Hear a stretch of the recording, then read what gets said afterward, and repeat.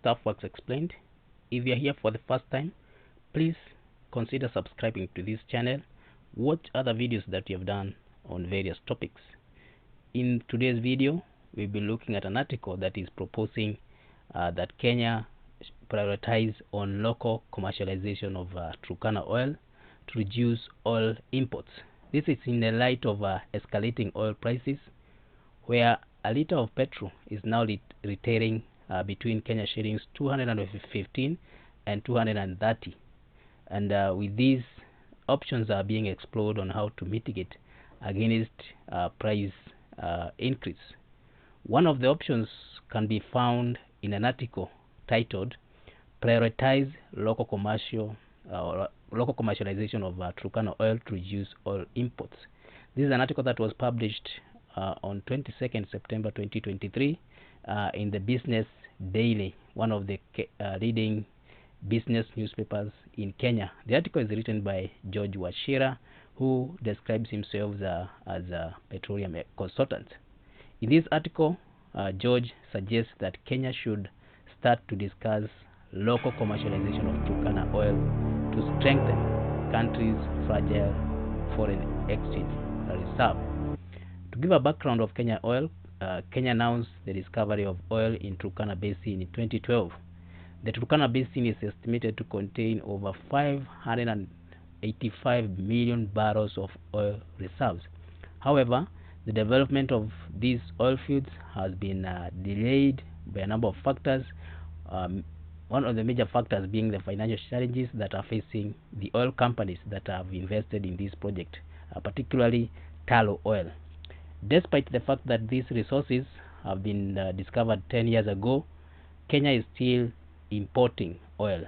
According to this article, as long as Kenya continues to spend billions of dollars to import oil products, it will continue to find itself facing forex issues. In this case, dollar shortages and price volatility, something that will largely affect every sector of the economy.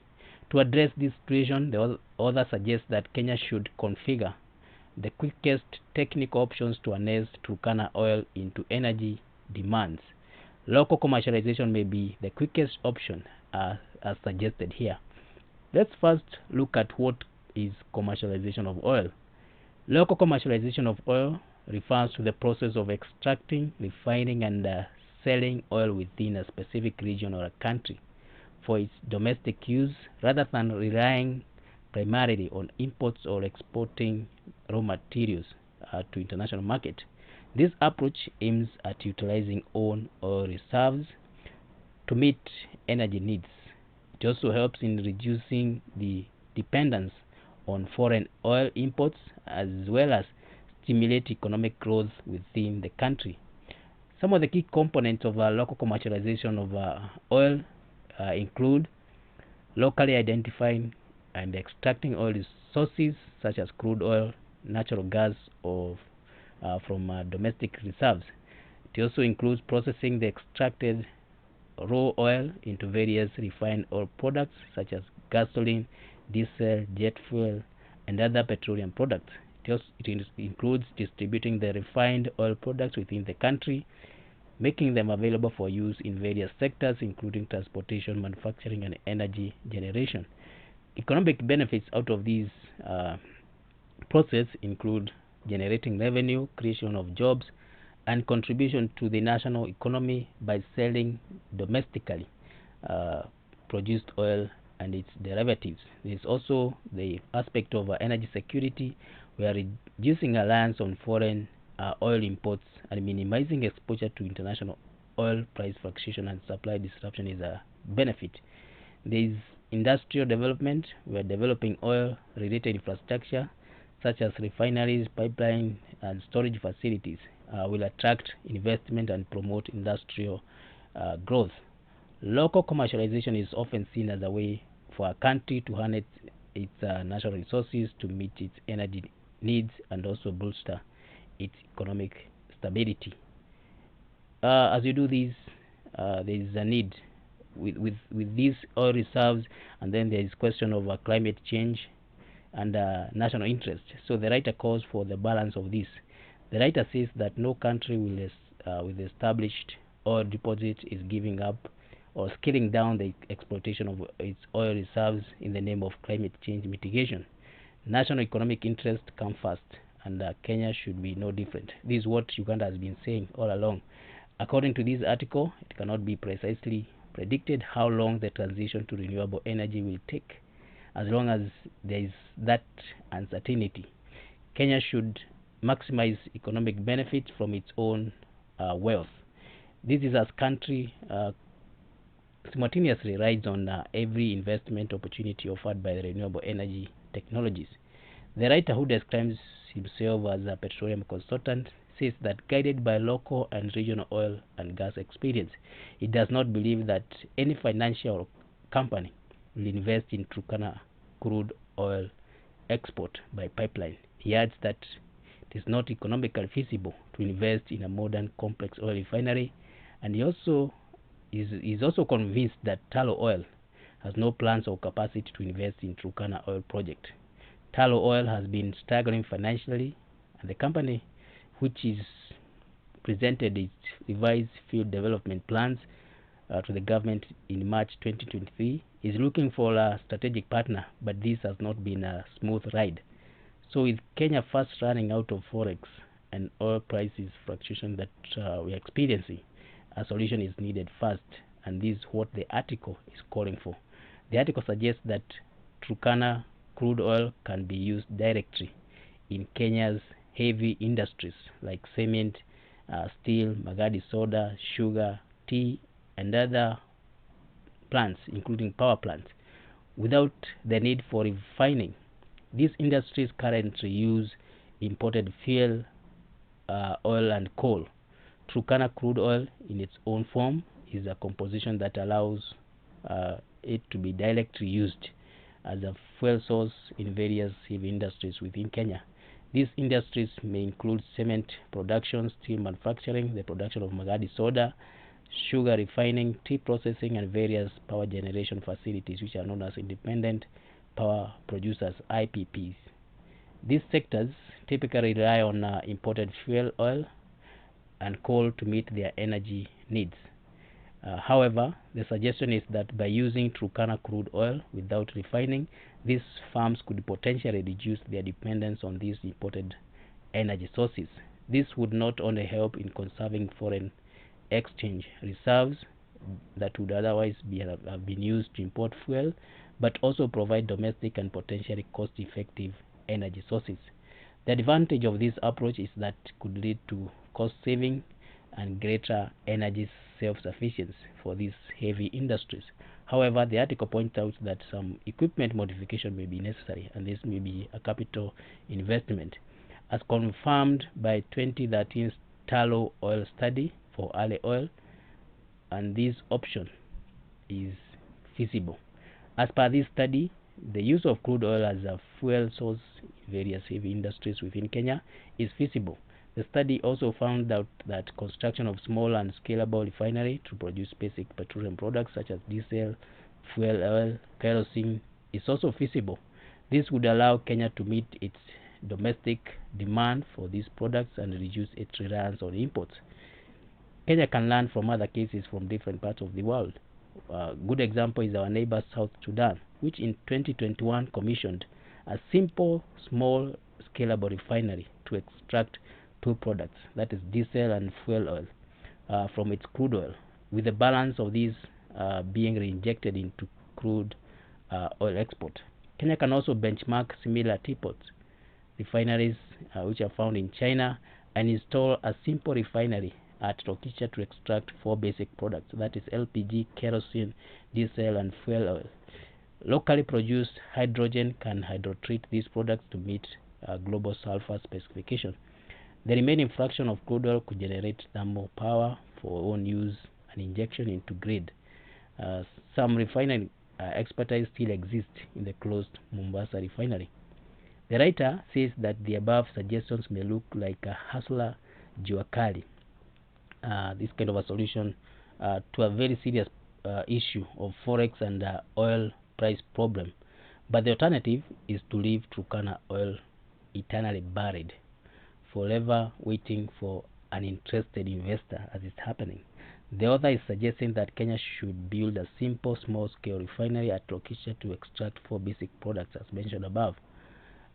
This would allow Kenya to meet its domestic demand for these products and also reduce its reliance on imports. The author is acknowledging that this may seem like a hustler jua kali solution, but argues that it is a better alternative than leaving Turkana oil buried eternally. Hustler jua kali is a term that is used in Kenya to describe informal businesses that are often run by small-scale entrepreneurs. These businesses are typically resourceful and innovative.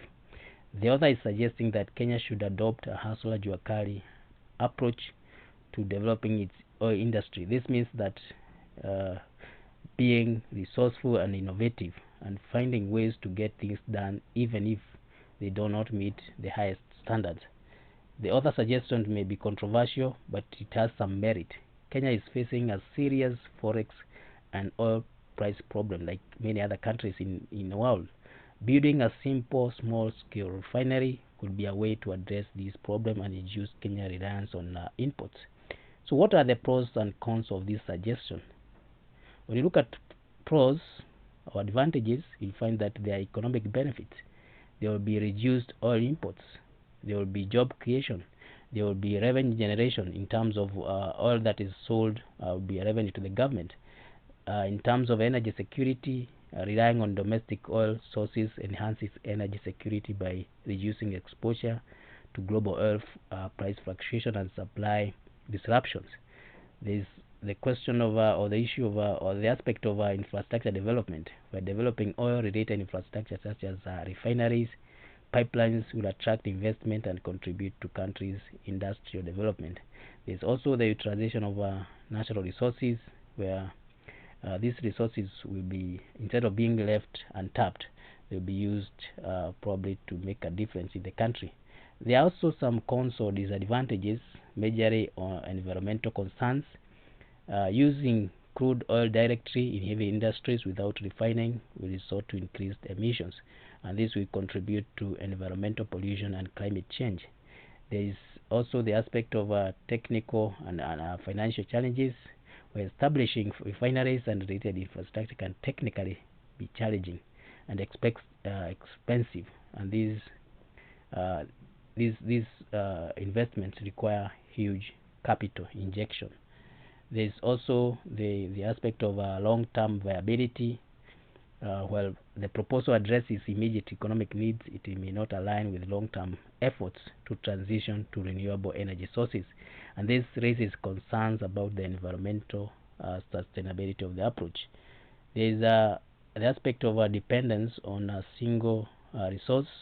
We are focusing on local oil exploitation may perpetuate dependence on a single finite resource, and this may affect the energy mix. There is issues to do with geopolitical and economic risks, where the global oil market is influenced by geopolitics and price fluctuations, which could affect the viability of this approach. Environmental and social opposition. Local communities and environmental organizations may oppose the extraction and utilization of oil due to concerns about its environmental and social impact. Then there is the issue of global commitments on climate. Prioritizing oil production over climate commitments may affect Kenya's standings in the international climate agreements and its ability to access climate finance. This may be a big concern, as lately Kenya has been positioning itself as a champion in this area. When you compare Kenya oil versus other oil producers in the world, Kenya has only a recoverable oil reserve of 585 million barrels, and this is relatively small compared to countries such as Venezuela, which has 303 billion barrels of recoverable reserves, Saudi Arabia 271, Russia 256 billion, Iran 212 billion barrels, Canada 167, and Kenya is only 0.585 billion. So as you see, Kenya oil reserves are much smaller than those of many other oil producing countries, especially in the major countries. However, even a relatively small amount of oil can be significant for a country like Kenya, which is currently importing a large portion of its oil. By localizing the commercialization of Turkana oil, Kenya could reduce its reliance on imports and save billions of dollars each year. This could have a major impact on Kenya's economy and help the country to achieve its sustainable development goals. Some of the countries which have done this include Norway, which has a relatively small oil reserve just like Kenya, but it has been able to become a major oil exporter by developing a strong oil and gas industry. There is Angola, which has large oil reserves, and it has been able to use its oil wealth to boost economic and improve lives of the people. There is Trinidad and Tobago, which is a small nation, which has a limited oil reserves. However, the country has been able to successfully commercialize its oil reserves and use the revenue to develop economy and improve the standards of living of citizens. Kenya can learn from these experiences which are happening in other countries and develop a strategy to successfully commercialize its Turkana oil reserves, especially for domestic use. This suggestion to prioritize local commercialization of Turkana oil has its merit. Kenya, like any other nation, should indeed consider its economic interest and energy security. The strategy proposed offers a potential way to reduce oil imports, enhance energy security, and create economic benefits. This article by Business Daily, which is said is written by George Wachira, who is a petroleum consultant, advocates for Kenya to prioritize the local commercialization of Turkana oil, and this to strengthen the country's foreign exchange reserves. It suggests that Kenya should utilize its own resources to meet its energy needs, reduce oil imports, and promote economic growth. This approach involves extracting, refining, and distributing oil products domestically, with an emphasis on job creation, reducing dependence on foreign oil imports. This article argues that economic interests should come first and that Kenya should not sacrifice its economic well-being in the name of climate change mitigation, although many people disagree with this statement. The author also highlights the uncertainty surrounding the transition to renewable energy and suggests that maximizing economic benefits from domestic oil reserves is essential. The article proposes using Turkana crude oil directly in Kenya's heavy industries without the need for refining. This would reduce dependence on imported fuel oil and coal. The author acknowledges that some equipment modification may be necessary, but cites a 2013 tallow oil study that confirmed the feasibility of this approach. The article recommends the construction of a small-scale refinery at Rokicha, which is in Turkana, to extract basic petroleum products such as LPG, kerosene, diesel, fuel oil from these Turkana crude oil. This would allow Kenya to meet its domestic demand for these products and reduce reliance on imports. The author suggests that this solution may appear unconventional, but argues that it is a pragmatic approach to address Kenya forex and oil price challenges. In conclusion, we can say that there is a compelling case for Kenya to prioritize the local commercialization of Turkana oil as means to strengthen the country's economic stability, energy security, and self-sufficiency. By leveraging its domestic oil resources and reducing reliance on imports, Kenya could save on forex reserves. It can also create jobs and stimulate economic growth. This approach aligns with the idea that a nation's economic interests should be paramount, especially in the context of the global climate change mitigation and the uncertainty in terms of timeline for transitioning to renewable energy sources. However, there are some environmental, technical, and financial challenges which are associated with this approach. Using crude oil directly in heavy industries may increase emissions and contribute to environmental concerns. Establishing refineries and infrastructure requires significant investment and expertise, and there are uncertainties regarding the long-term sustainability and alignment with the global climate commitments. Kenya can learn from the experiences from other oil-producing nations and develop a strategic plan to make the most of its oil reserves while mitigating potential drawbacks. So thank you for reaching this far. If you are here for the first time, please watch other videos on energy that you have done, and be on lookout for more videos in future. Thank you.